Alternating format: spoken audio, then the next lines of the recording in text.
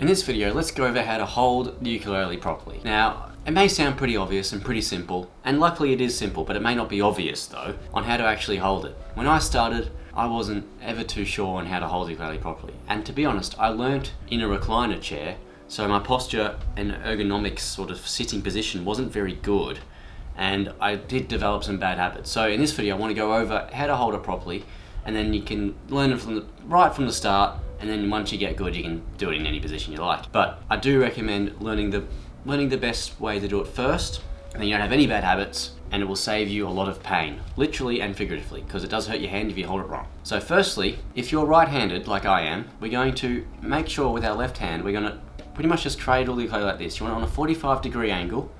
You don't want it here, you don't want it here. You want it on about a 45-degree angle, and you want it to sort of rest in the palm of your hand, just like that. And you want your thumb to sort of go over the top. That is ideal.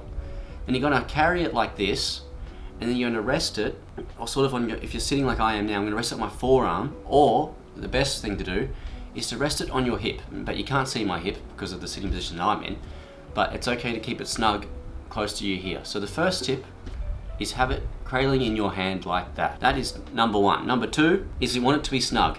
You don't play it out here. You play it nice and close to you. You hold it against your chest or against your abs, depending on where you're sitting. It's great to learn sitting on a stool. If you've got a stool to sit on, so you can have one leg up and sort of one leg on the ground, that would be ideal, because that way you can really rest it on that hip. But you want it to be nice and snug, and you want to be able to see, if you can, you want to be able to see the frets. So when you're looking down, you want to be able to see the frets, the fretboard there, so you can sort of see where your hands are going and you can sort of get the idea. You don't want to be way over like this. That's weird, don't do that. But just have a nice little guide, nice little look that you can easily see when you're playing along. And lastly, you want the ukulele to rest on the lower part of your body, which is like your hip. But if you're sitting like I am now, I'm resting on my ribs, which is fine. I'm sort of, how I'm holding it at the moment, I'm going to go over it next, is if you're standing. So if you're standing, you obviously can't rest on your hip. You sort of hold against your body and your forearm, which is what I'm doing at the moment.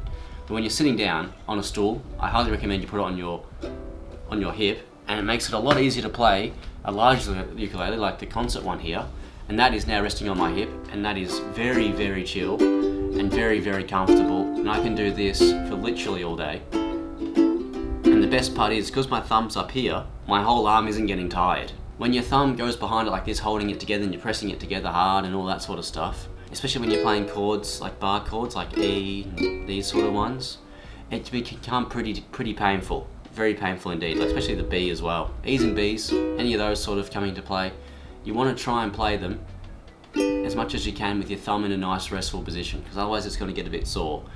And unfortunately, I never learnt or bothered to do that when I started, so now I do have those sort of bad habits at times, but I'm getting better at it.